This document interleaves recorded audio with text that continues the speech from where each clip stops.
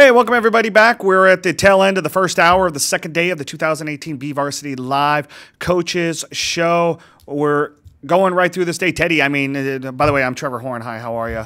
This show is brought to you by Motor City Buick GMC. Teddy Feinberg, our sports editor. Teddy, this show's flying by. Yeah, it is. It's moving, but that's why we like it, right? Yeah, well, it's just really good to be back because after the summer, there's a lull, and you can only sit out in the garden so often. You can only go out to the pool so often before you get burned. So I never like to bore like readers or like watchers with our job, but I'll say this about journalism right now: it's you're never bored, and so because of that, time always moves quickly, and I think that's a benefit. I think it's a good thing. It is, and so now we are here, benefited by the presence of South's now 6-year head coach, Cary Mills. I mean, are you cringing when you said that, Coach? Were you giving a little cringe? It was just supposed to be a year.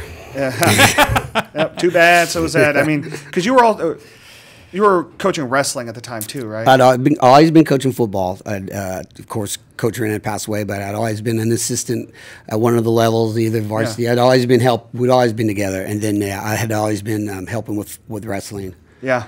So. And that's the funny thing is one thing leads to another, and here you are 6 years later and still rolling along. You're looking for win number 40 coming up here, and the next time you guys get that, whether that's next Friday at Independence or whenever it is, I mean, it's been a good ride for you over the last 5 years. Yeah, it has. I mean, the 5 years have gone by fast, and but if I look past or look back, a lot of good things that happen. A lot of good things. Talked to Chad Grider here earlier in the show, and we talked about and for those that don't know, our BVarsity football tab comes out next Thursday, August 16th.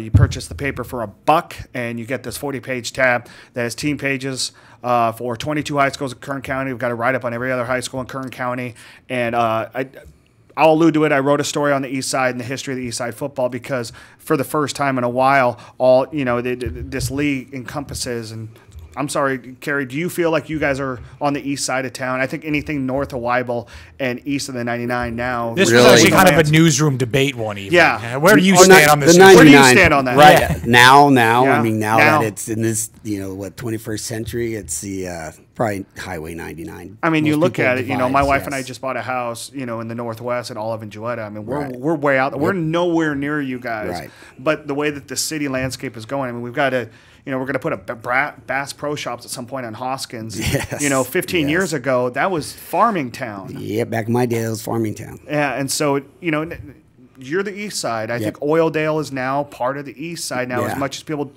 don't want to say it. That's the way the city don't is associate with it necessarily. Yeah, exactly. But the thing is, now you have an East Side League, and Ken Chapman, the AD over East, had created that trophy for you guys. But now that game against East now means more.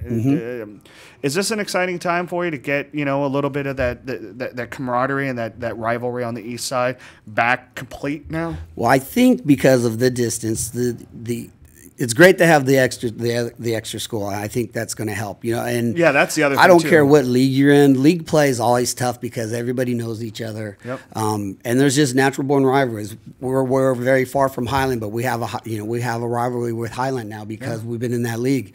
We've always had that natural rivalry with North.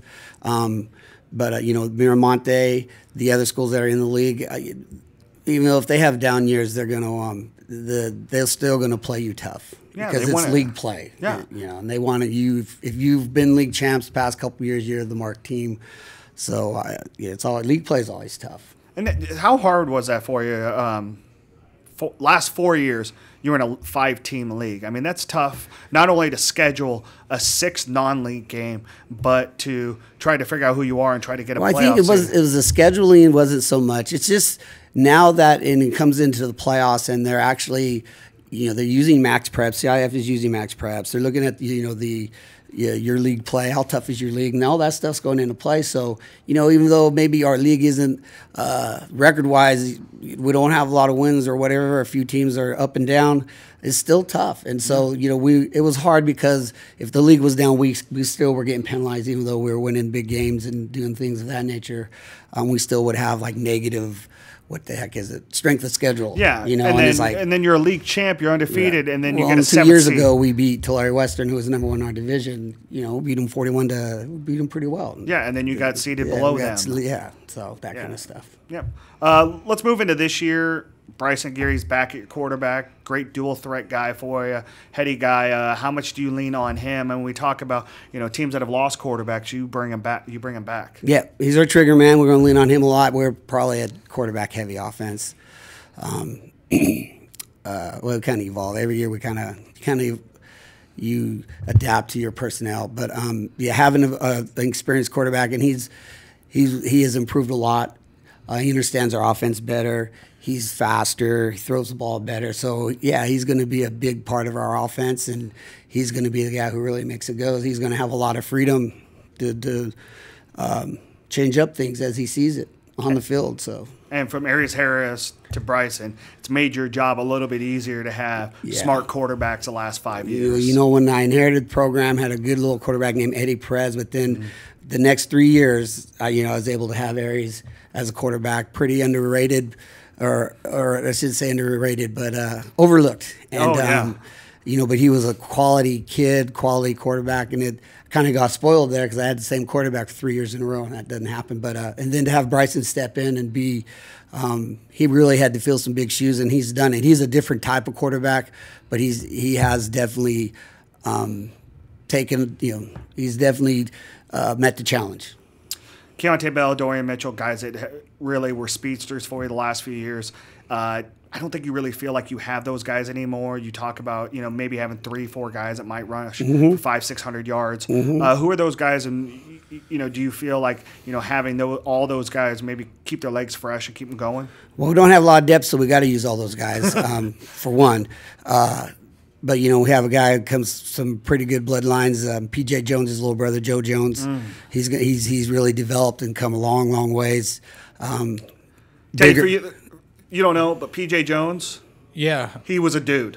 When I talk about football dudes, P.J. was a dude. Really? Okay. Well, Joe's a dude. I'll tell you that. Joe is a dude. Yeah. So, but he's his own football player. His brother's his brother, and Joe's Joe. He's different. He's a different type of player.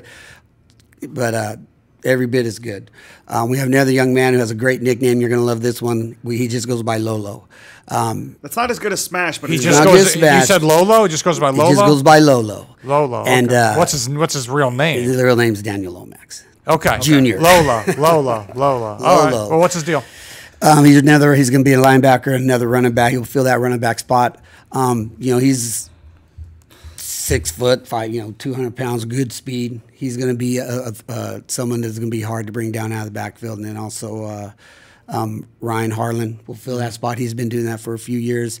And we have other guys. Davion Williams is coming back. Yep. He's a returning all-league corner, very explosive player, so he'll help us out. With Bryson being more improved, we'll be okay. We're returning both of our wideouts.